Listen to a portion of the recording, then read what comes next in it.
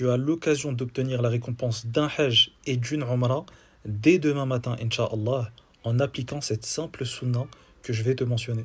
Imagine obtenir la récompense de l'acte de toute une vie. Subhanallah, le Hajj, c'est une adoration que peut-être dans ta vie tu vas accomplir une fois, voire même certaines personnes n'ont même pas la capacité ou les moyens de l'accomplir ne serait-ce qu'une seule fois dans une vie. Imagine obtenir cette récompense chaque jour, chaque matin, Inch'Allah.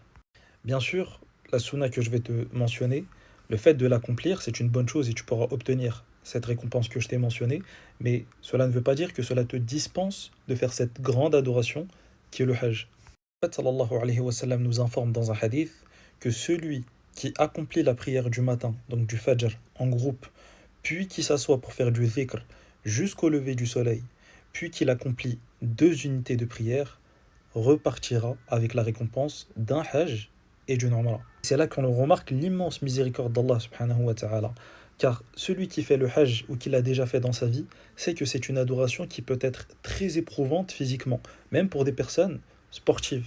Alors qu'ici, Allah Azza wa Jal, juste pour le simple fait de t'asseoir, faire du dhikr après une prière en groupe, et juste pour le simple fait d'accomplir 2 unités de prière après le lever du soleil, il t'accorde cette immense récompense. N'hésite pas à partager ce rappel afin d'avoir la même récompense que tous ceux qui le mettront en pratique. Barakallahu fikum, wassalamu alaikum.